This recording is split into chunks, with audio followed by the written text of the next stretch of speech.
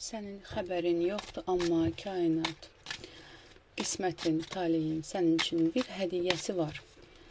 Görək bu nə hədiyyədir və olacaqmı bu hədiyyə və bu nə ilə əlaqədar olacaq? Gəl baxaq hazırki enerjinə birinci Laro tarotlarla hazırda hansı enerjidəsən? Ümumiyyətlə burada öz dəyərini bilən, bu dəqiqə konkret olaraq ruhsal yüksəlişdə olan bir insan var. Konkret olaraq bəziləriniz burada meditasiyalar eləyirsiniz, təmizliklər, açılımlar eləyirsiniz. Yəni yol açılışları, blokajlardan enerji üzərində çalışan insanlar var. Burada ümumiyyətlə daima öz üzərində çalışan və hal-hazırda hansısa bir qarşısındakı əngəli qırıb daha da yüksəlişə çıxan bir insan görürəm burada. Burada sən fərqində deyilsən, amma sən həmçinin ruhsal yüksəlişdəsən bu dəqiqə. Yəni hazırda hansısa bir əngəl var və o əngəl artıq birli 8-li vədlərdə 18 gün içində də ola bilər. Tez bir vaxtda qarşında bir əngəl var və bu əngəl açılır artıq. Yəni bu əngəl nə ilə əlaqədar ola bilər? Gəl baxaq. Bu əngəl ola bilər üzərində hansısa bir neqativ enerji ola bilərdi. Ola bilər burada hansısa bir üzərinə kimlərsə gəlir, yargılanacağın bir durum var. Bu hətta bəzilərinizdə səhhətinizlə əlaqədar. Yəni elə böyük bir maneədən, elə böyük bir əngəldən çıxırsınız ki, özünüz də şoka düşürsünüz. Çünki burada konkret olaraq həyatında böyük bir bağlılıq, blokajlar içində olan bir insan görürəm və artıq belə deyim də öz taleyini öz əlinə almış bir insan var burada və bu əngəllərdən artıq xilas olursan.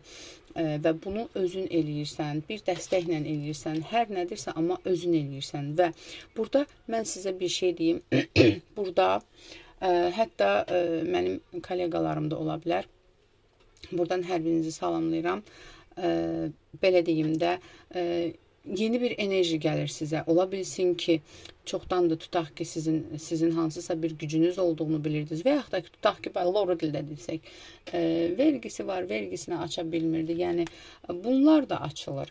Amma, belə deyim də, çox çətinliklə olan bir şeydir. Çox çətinliklə. Bəziləriniz bəlkə də ölüm-dirim arasında qalmış bir durumda olmusunuz və bununla da öz gücünüzü artıq qəbullanmışsınız və yolunuz açılıbdır.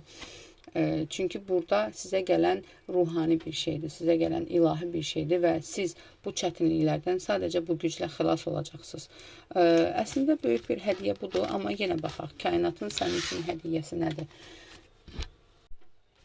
Kainatın sənə tez bir vaxtda göndərdiyi hədiyyə nə olacaq? Gəl baxaq. Kainatın, Allahın, Yaradanın eyni adı var zaten. Yəni adlar fərqlidir, amma eynidir. Gəl baxaq, sənə hədiyyəsi nədir? Kainatın sənə yaxın vaxtda hədiyyəsi nə olacaq? Aha. Yol ayrımında qalacaqsan sən.